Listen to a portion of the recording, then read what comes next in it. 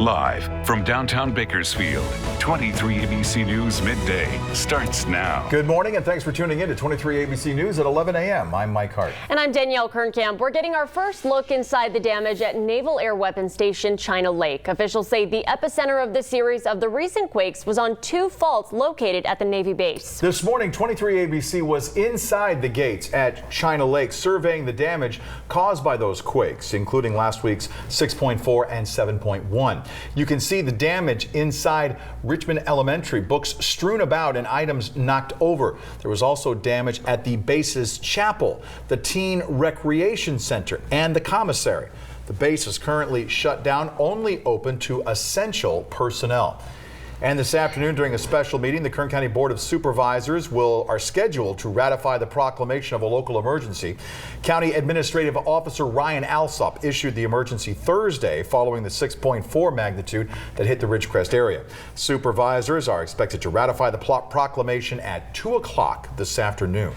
And check this out. The U.S. Army Corps of Engineers tweeted this picture this morning showing crews surveying dams that could have been impacted by the recent ongoing earthquakes. The Sacramento District Office saying there are no signs of distress and no changes at the Isabella Dam, along with other dams that might have been impacted by the quakes.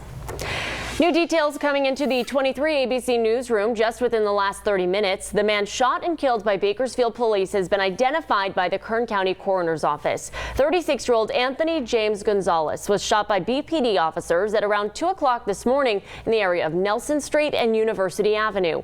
Police were originally called to the area for reports of a domestic violence situation. Police say they confronted Gonzalez in front of a home when they arrived, and that's when the shooting occurred. It's not known if Gonzalez fired at police, but BPD says they recovered a gun they believe belonged to Gonzalez. The two officers were involved in the shooting were not hurt. They've been placed on paid administrative leave. All right, let's switch gears now. Pause. Bring in 23 ABC's chief meteorologist, Elena Russ. Get our first look at that Tuesday forecast because Elena says, get out and enjoy it. That's right. It's going to be while you hot, can, but yeah. Get out and enjoy it. Exactly. So mid-90s, hot but seasonal. Okay, so typical for Bakersfield. And enjoy it now because we know that we are really climbing. We have some dramatic temperatures coming this weekend. So you see a dry pattern. We have a little bit of onshore flow. Those faster winds are lifting up to the north as that system out in the Pacific is getting more organized and moving onshore. But this far south, we start to cut off a little bit of that wind that we had from yesterday. So therefore, we're a little warmer than yesterday. Instead of low 90s, we're going to talk mid-90s. But right now we still have 70s, at least for another half an hour or so here on the valley floor. It's already in the 70s for Kernville and Wofford Heights, 68 in Isabella, 72 in Tehachapi, 70 now in Fraser Park, out in Ridgecrest, 85. So they're getting quite warm later today.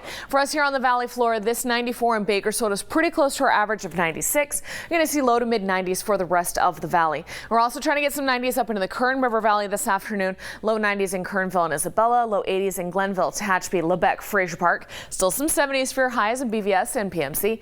And down into our desert locations, I mentioned hot. Ridgecrest trying to get to 100, 90s for everybody else. And that's for today. Watch how this high pressure moves in tomorrow, really taking a hold of the west coast heading into Thursday. So that's what's sending our temperatures soaring. We'll talk about those numbers for the weekend coming up. The American Warriors of California will be collecting donations to give to those impacted by the earthquakes in Ridgecrest. If you'd like to donate, you can drop off those donations at Supervisor Leticia Perez's office in Bakersfield. Those donations will be picked up tomorrow morning. They're collecting water and anything else that victims might need. All public donations will be accepted.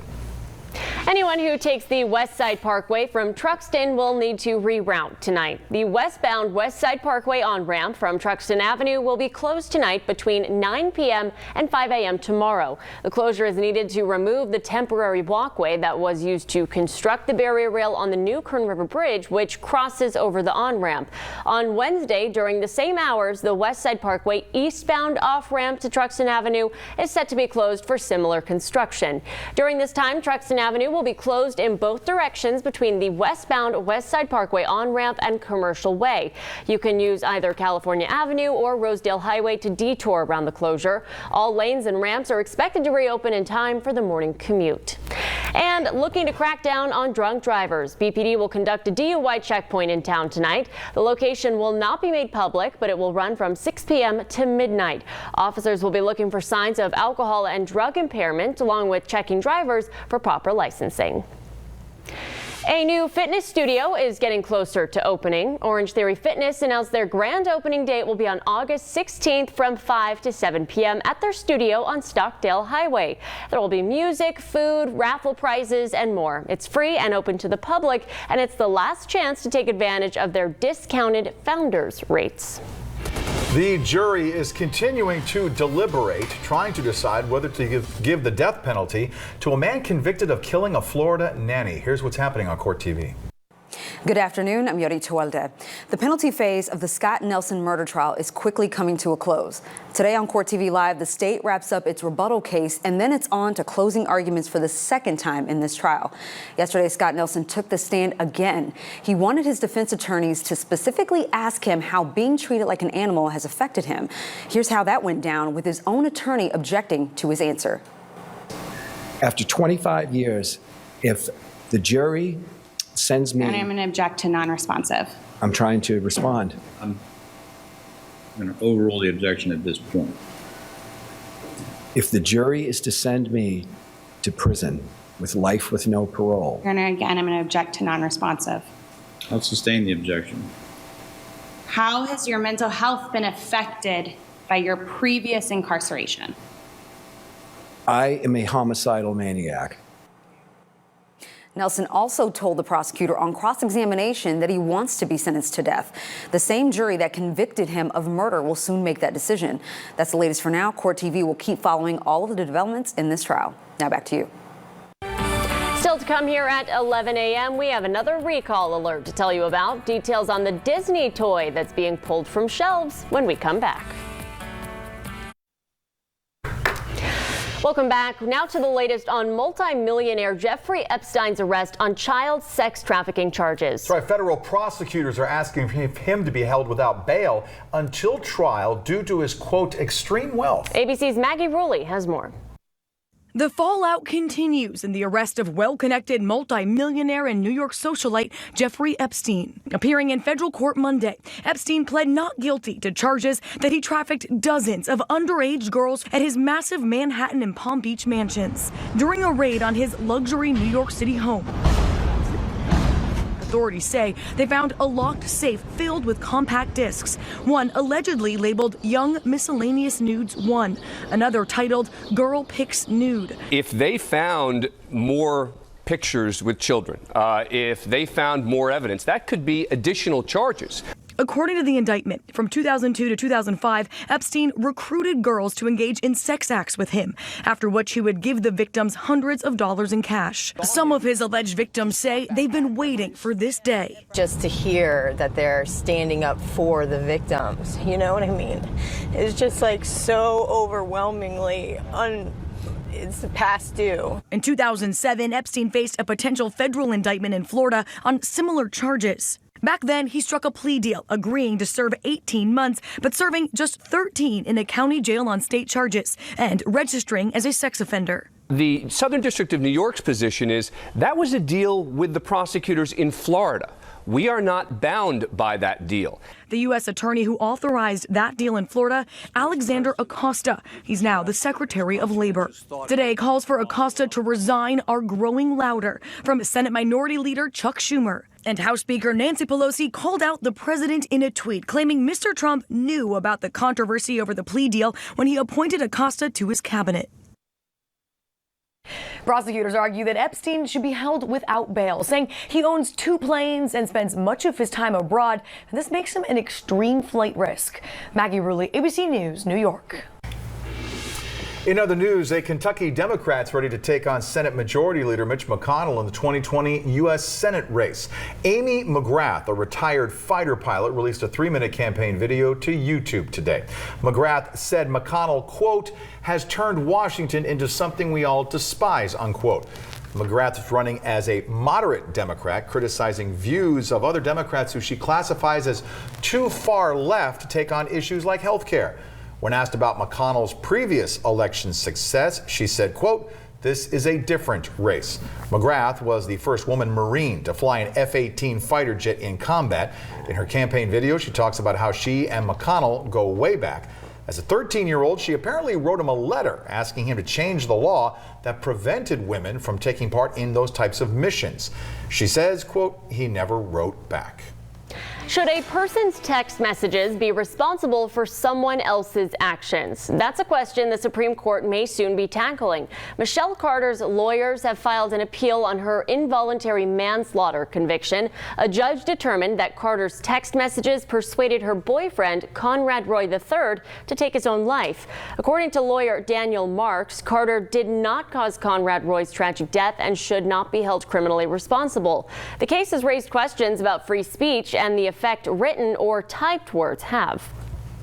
We have a recall alert for you. A plushie version of the Toy Story 4 character Forky has been recalled due to a choking hazard. The Consumer Product Safety Commission made the announcement on Monday, impacting the approximately 80,000 toys sold in the U.S. Forky was created out of a spork in the movie Toy Story 4. It's sold at Disney stores in Walt Disney World, Disneyland Resort, and online. Regulators warn its eyes can come off, posing a choking risk, especially for young kids. Anyone with the toy should return it to a Disney park or store for a full refund. We're getting our first look at BMW's first electric Mini Cooper. The company unveiled its new electric Mini today in Rotterdam. The car is a 3-door Mini Cooper SE model, but with an added electric motor and battery. It can go nearly 170 miles on one charge. The new electric Mini Cooper is expected to cost about $36,000. It's set to hit the streets by the end of the year. An electric version of BMW's X3 sport utility vehicle is set to launch next year. BMW says it's planning to have a dozen battery car models by 2023.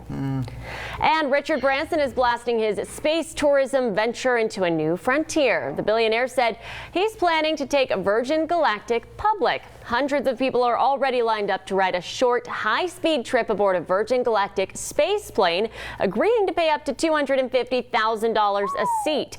Going public will help Virgin Galactic raise money to compete against space race rivals, including Jeff Bezos' Blue Origin and Elon Musk's SpaceX. Branson says he hopes to be the first non-crew member to take the trip in space in, quote, not many months' time. So we'll see what that means. Yeah.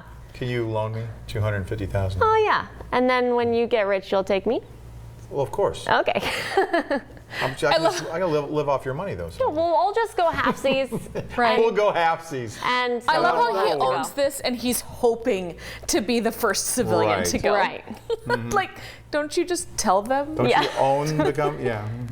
By the way, you're taking me along. Yeah.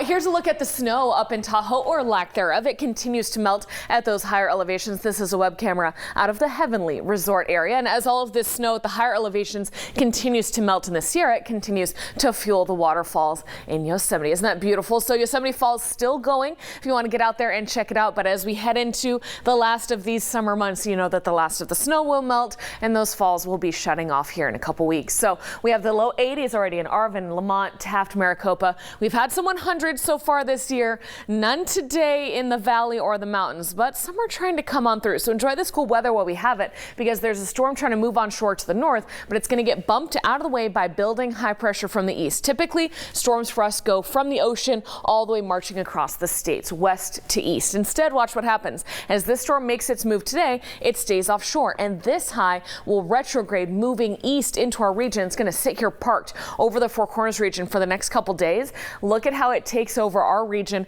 sending us into that much hotter, drier pattern. Therefore, you see the Futurecast keeps that rain up out of the way and actually pushes that storm back out to sea, keeps it out there, and leaves us just baking under the summer sun for several days. So as we climb 94 today, 97 tomorrow, then 99 on Thursday.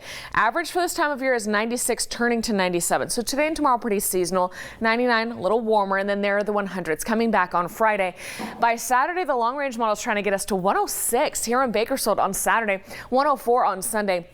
Not the hottest days of the year so far. We did have a 108, if you'll remember, back in June. We had a 105 that month as well. So we've only had 8 100-degree days out there this year, but there have been a couple dramatic ones. This is looking like another dramatic weekend. And then it's slow to fall with some 100s returning Monday, Tuesday next week. This is 5 days in a row of triple digits. A heat wave is 3 days in a row. We had one of those in June, so this does look to be the second heat wave of the season. And man, it's going to be a hot one. The other bummer to report here is we have moderate air quality today. We expect it to be unhealthy for sensitive groups and getting worse heading into these temperatures this weekend. By next Wednesday, Thursday, see that 99 falling to 98. 98 is average by then. That's our warmest average that we have all year long. So when you talk about 104, like it's only 6 degrees above average, but it's 104 on Sunday. I mean, that 106, ouch. So for our friends in the Kern River Valley, that means 90 today. By Friday, 98. Saturday is your hottest day at 101 there in Isabella. Tehachapi, Fraser Park, low 80s now. By Friday, low 90s. Their hot day is Saturday at 93. And we're starting to talk about wildfire season being around the corner too, as we know this heat comes in. Yeah, and to see a low of 76 degrees, so not much relief over the weekend either. All right, thanks, Elena. Still to come, finding the rightful owner. We're going to have details on a Goodwill store that's trying to reunite this medal with the person who earned it. We'll be right back. It's a boy, it's a girl. Wait, no, it's a fire. What? Yeah.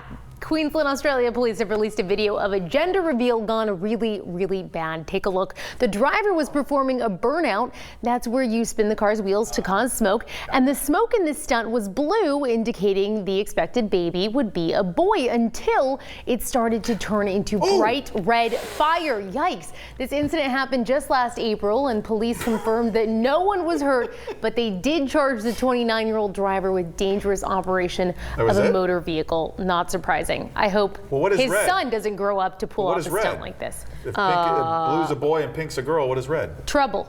There you go. Trouble, his middle name. Race fans in Washington got a special Jurassic treat over the weekend. Take a look at this. The T-Rexes stand at the ready, and T-Rexes away.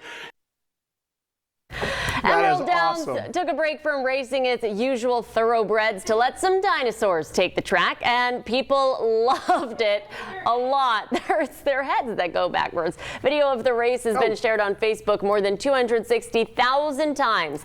The running T-Rexes are actually employees of a local pest control company. It's one of the many family-friendly promotions that the Track and Casino, which is owned by Muckleshoot Tribe, runs each year. So the arms may be useless, but they sure put their legs to work. The legs are bigger. Yeah. A Goodwill store is looking for the owner of a Purple Heart. It was found in the Tucson, Arizona thrift store's donation box. The name Nick DeMilo Jr. is engraved on it. He was a seaman in the Navy who went missing in action during World War II. The Purple Heart was awarded posthumously sometime later. The store is trying to find the veteran's family to give him back the medal. Still to come, one final look at your Tuesday forecast. 94 today is down below average. By Saturday, 106 at the hottest, but that's a long stretch of 100s headed our way. So enjoy it now while you can. Yeah. Cool. It's going to do it here at 11 a.m. Thanks for tuning in. Have a great day.